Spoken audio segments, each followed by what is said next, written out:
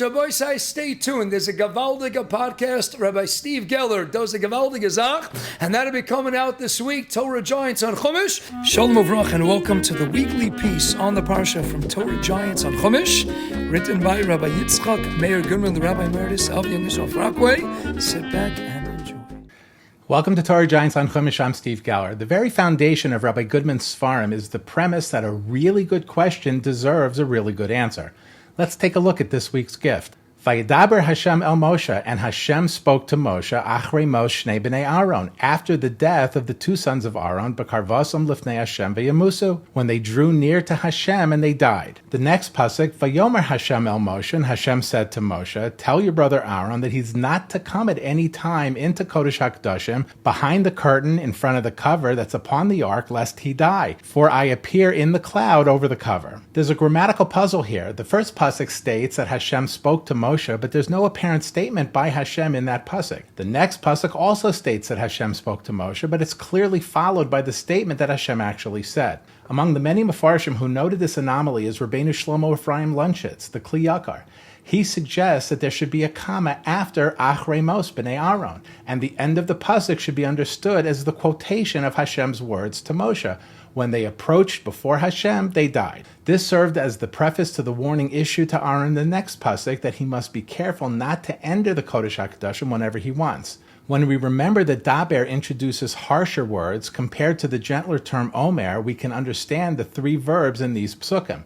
Hashem first explained the stern punishment meted out to Aaron's sons. Concerned with Aaron's welfare, Hashem offers a gentle warning to be transmitted by Moshe to Aaron, but tells Moshe to make sure that Aaron understands the severity of this warning by speaking firmly. The Kli Yakar uses the same device to answer a similar question at the start of Parshas Emor. Vayomer Hashem el Moshe, Hashem said to Moshe, Emor el HaKohanim, speak to the Kohanim, bnei Aaron, the sons of Aaron, v'amarta alehem, and say to them, none shall defile himself with any dead body amongst his kin.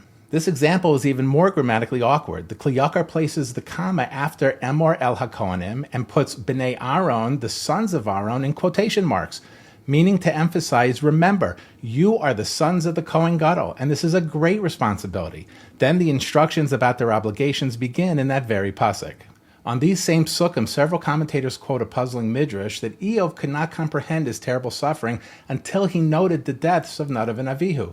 Many explanations are given. The following anonymous one is pure drush, but it's clever and brief. The Midrash in Shmos Rabbah says that 3 of Paro's advisors heard that the king wanted to enslave the Jewish people. Eov was one of them, and he remained silent, unlike Bilam, who encouraged Paro.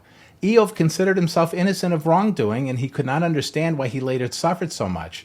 Hearing of the deaths of Nadav and Avihu, he gained some consolation, for he knew that silence about injustice is also punishable. This is because another midrash tells us that Nadav told Avihu, when these 2 old men, Moshe and Aaron, are gone, you and I will lead the people. Although Avihu said nothing, he received the same death as Nadav for this horrendous statement. Hence, Eov understood his guilt. He should have behaved like the third advisor, Yisro, who fled Egypt and was rewarded with the most distinguished son-in-law in Jewish history. So we see the dangers of sometimes being silent. So don't be silent. What should you do instead? You should like this video, subscribe to our YouTube channel, and make the right statement by hitting the share button to copy the link to this video, allowing you to paste it into emails, texts, WhatsApp groups, or your social media of choice.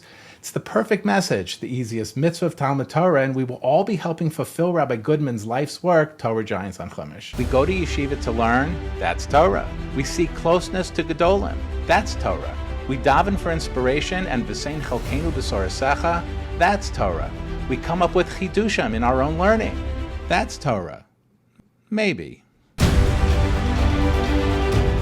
Share your chidushim. Send your original Torah pieces to torahmaybe@gmail.com or email that address for more information. Also visit www.youtube.com/@torahmaybe.